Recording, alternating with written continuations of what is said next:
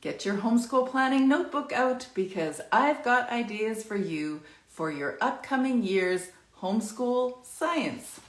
I think this is probably one of the most fun things that I love to do. Science, languages, fine arts, poetry, my favorites. But I'm going to tell you something, you do not have to create a school subject around science to make it fun and get the kids engaged. If they like it, it's always going to work better. If you like it, they will want to share it with you, unless you're forcing it. But I've got a few ideas that I want to show you that are really fun.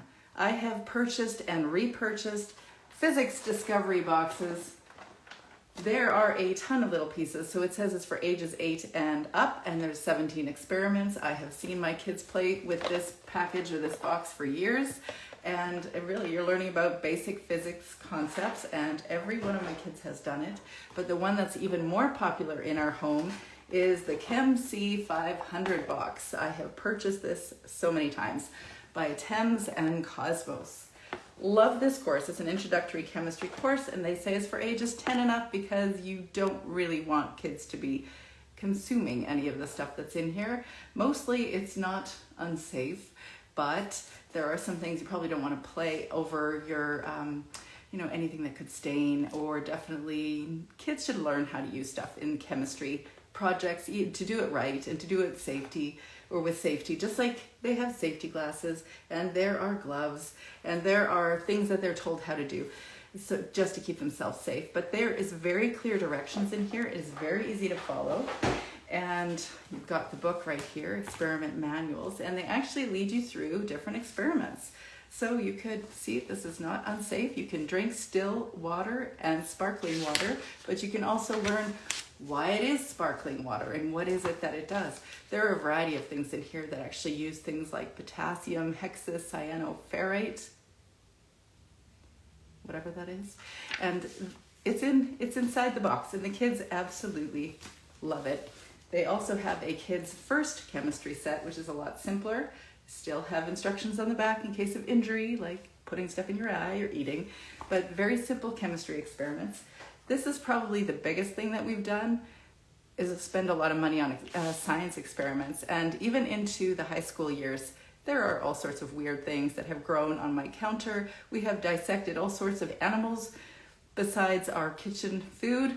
And we've kind of come to appreciate that somebody is always growing mold or something. We've done bacterial cultures. We've checked our blood types. You can't do some of these things in school, but through home science tools, we've purchased many different things. Of course, we have a microscope, because one always has a microscope eventually when one is a homeschool family. And it has actually provided a lot of different ideas in biology.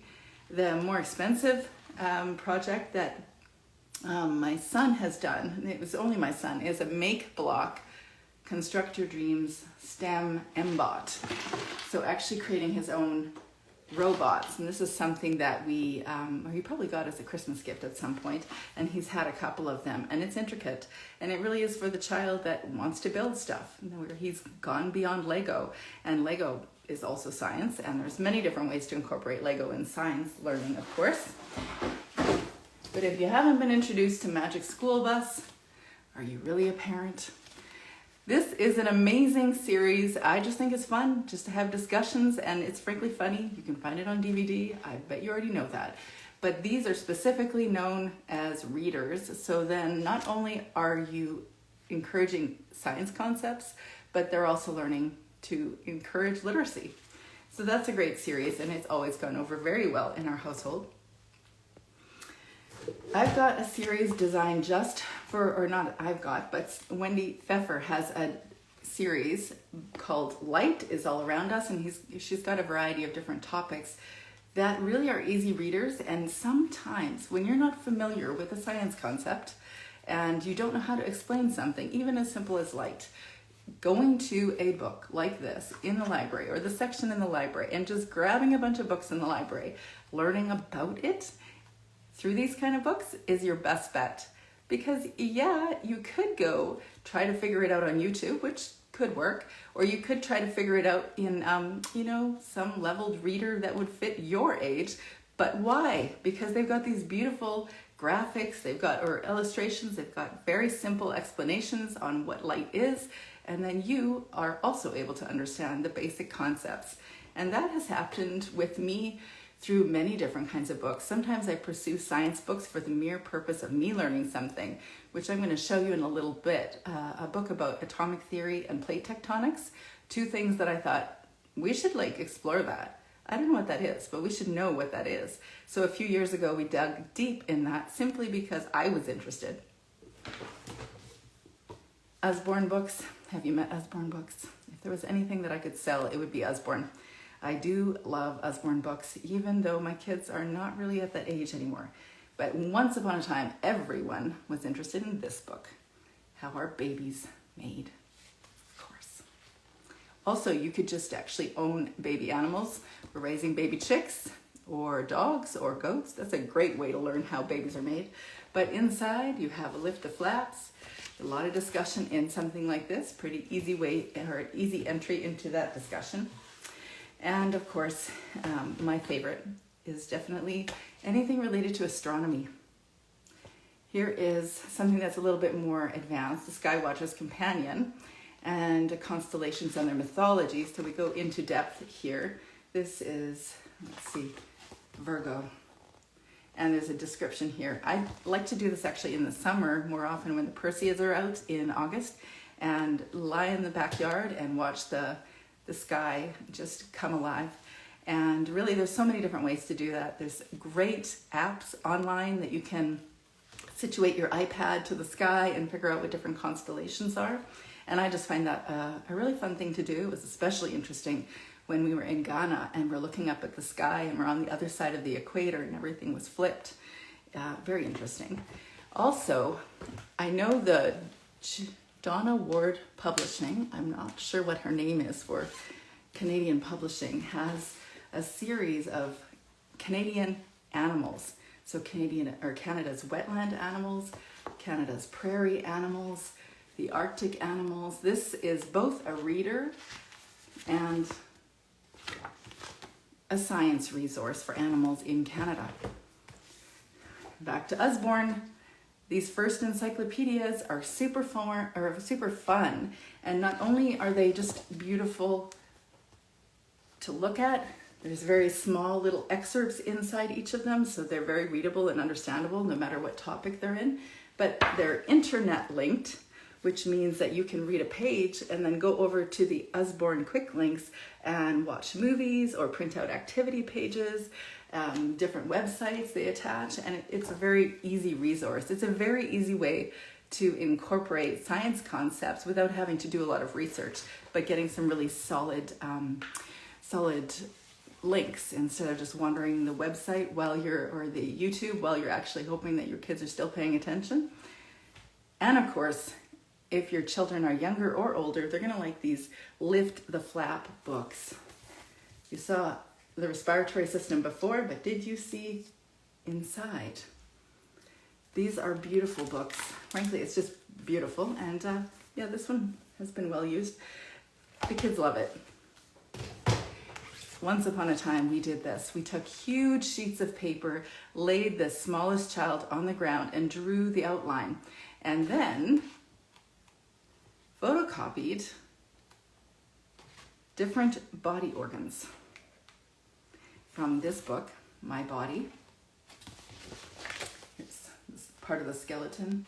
And then there's different body organs, and we would actually cut and paste them onto my youngest child's drawn or outlined body. And of course, there's also descriptions in here. And it's a very early level, but it's a fun way to approach things. Here's my pancreas, spleen, and gallbladder. So that's a pretty simple explanation, simple or younger aged approach. Another thing the kids loved is how machines work. So, simple machines, not the car. But there's different things like the lever or inclined planes. You can see that they show the history of an inclined plane back in ancient Egypt. And then you actually have a section in the back where you can build things. So there's probably not all of the things that we would normally have in the beginning, but now that this has been reused and used again, there are some basic simple machines out of very sturdy cardboard, something like that. And it really is, as they say, it's a must for budding engineers. And I can tell you that my 12-year-old son used it and reused it and reused it, as well as The Wonders of the World. I don't remember where I found this. I'm pretty sure I found this particular book in a secondhand store or a garage sale. Some of the best curriculum you can find extremely inexpensively. I actually have probably half of my read-alouds were not purchased, but given to me through a school closing. So there were a series of schools closing in our city, and we could go to the library and grab whatever we wanted. And yes, some of it's dated, but some of it was excellent and classic. And like this one, Wonders of the World, 5 models to build and display. You can see that they're used. It's all gone, and it was extensive, this book. We actually built the Colosseum, the Sydney Opera House, the Eiffel Tower. This was a lot of fun. If you haven't read Aliki, Fossils, a discussion of fossils, digging up dinosaurs, archaeologists. This was so much fun. This was kind of like my introduction into homeschooling. I loved those books. The ones that my kids loved and read and reread also were What's Chemistry All About? What's Physics All About?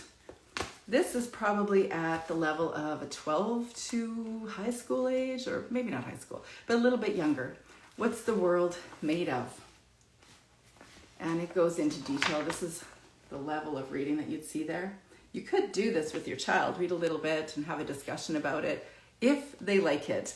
Now, that's the thing. I have had kids in my homeschool that would never want me to sit down and read certain things with them. They want to do it by themselves, thank you very much. And when I talk back with them, what are they learning? They understand what they're reading. But there's also kids that are happy to do things in a very formal way.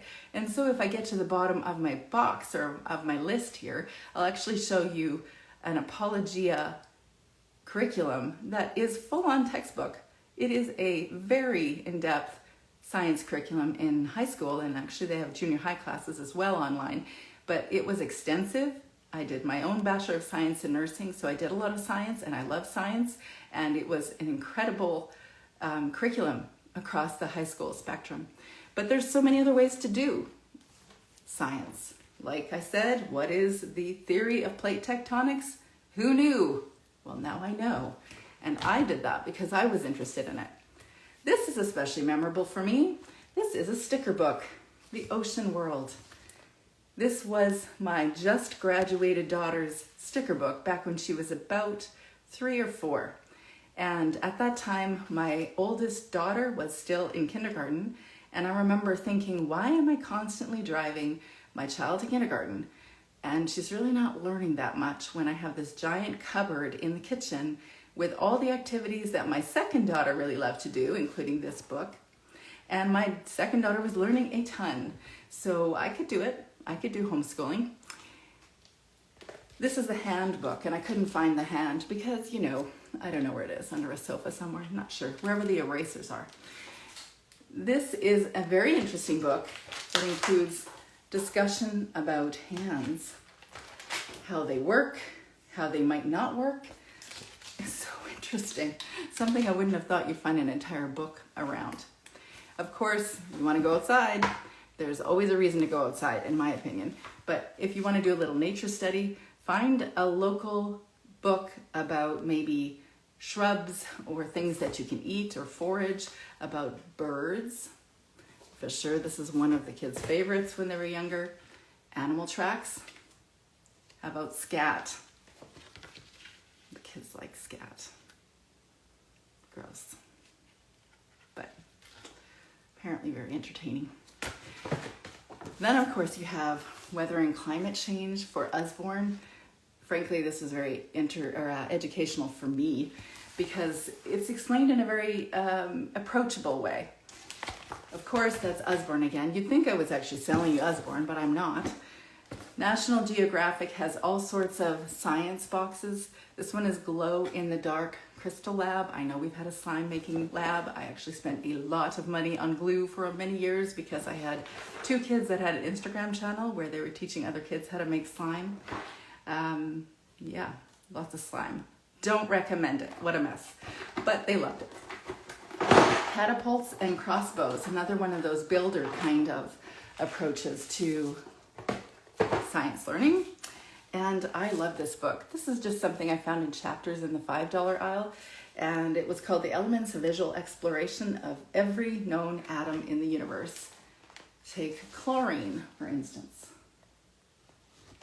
Where do you find chlorine? Well, Clorox, of course. How about melting, those little pellets to melt snow and ice? It's in that.